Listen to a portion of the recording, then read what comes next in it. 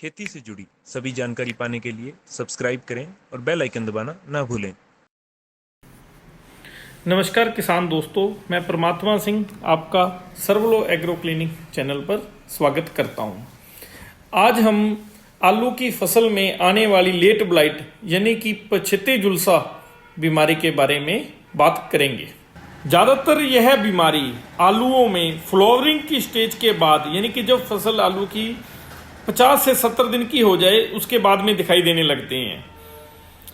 इसी कारण इस बीमारी का नाम लेट ब्लाइट ऑफ पोटैटो यानी कि पछेता झुलसा कहते हैं। सबसे पहले आलू के पौधे की निचली पत्तियों पर छोटे छोटे गुलाबी व हल्के हल्के काले रंग के धब्बे दिखाई देने लगते हैं। यह धब्बे सामान्यतः पत्तियों के सिरों से शुरू होते हैं यानी कि बाहरी किनारों से शुरू होते हैं। पहले छोटे पीले धब्बे दिखाई देते हैं जो जल्दी ही ब्राउन और हल्के से नारंगी रंग में बदल जाते हैं। इनका सूटेबल टेम्परेचर और ज़्यादा ह्यूमिडिटी, ज़्यादा नमी मिलने पर यह धब्बे आकार में अपने साइज में बहुत ही जल्दी यह विकास करते हैं और पत्ती को पूरे तरीके से ढक लेते हैं और पत्तियों की निचली सतह पर सफेद कपास जैसे मिसलेनियम दिखाई देते हैं, जिनके स्टोमेटो यानी कि रंध्रों में से हमें स्पोर्स इस बीमारी के निकलते हुए दिखाई देते हैं। बहुत ही ज्यादा रोगग्रस्त पत्तियां, उनमें से पीले पीले और काले काले हल्के से रंग की रस्सा निकलना शुरू हो जाता है, जिनमें से की बदबू भी आती है। कुछ दिनों के बाद पत्तियों के डंठल भी इस बीमारी से रोगग्रस्त हो जाती हैं और पत्तियां मुरझाकर लटक जाती हैं और पूरा पौधा काला होकर पीला व कमजोर हो जाता है और आखिर में यह पूरी की पूरी पत्तियां गिर जाती हैं और पौधा मुरझा जाता है। इस बीमारी का प्रभाव आलूओं पर भी पड़ता है जो उस फसल के नीचे तैयार हो रहे हैं। उनके ऊपर भी भूरे रंग के छोटे छोटे धब्बे दिखाई देने लग जाते हैं और आलूओं का साइज छोटा रह जाता है।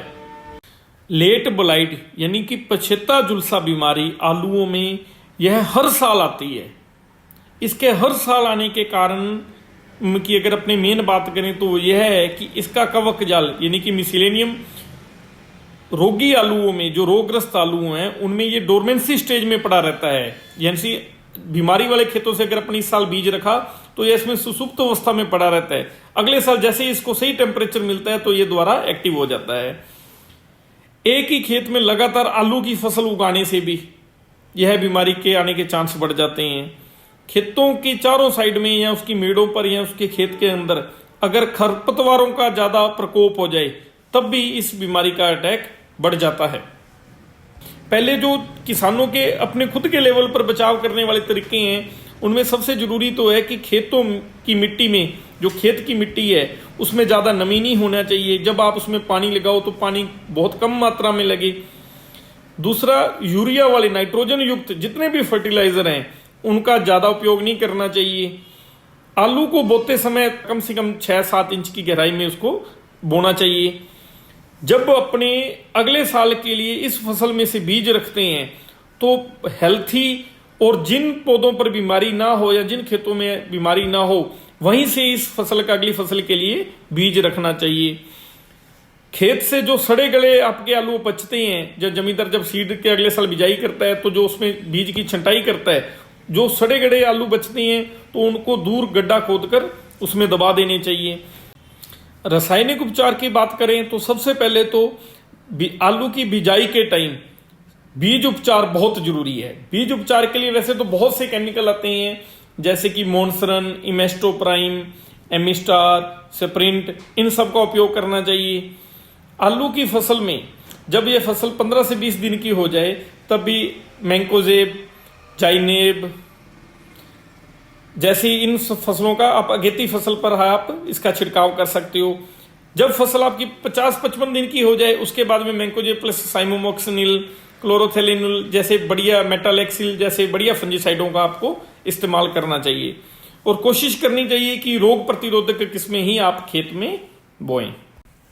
तो किसान भाइयों, कृपया आप अपने खेतों पर इस समय आलू की फसल में ध्यान दें, क्योंकि इस समय अगर हम हनुमानगढ़ और गंगानगर के खेतों की बात करें तो यहां पर लेट ब्लाइट के कुछ खेत दिखने शुरू हो गए हैं।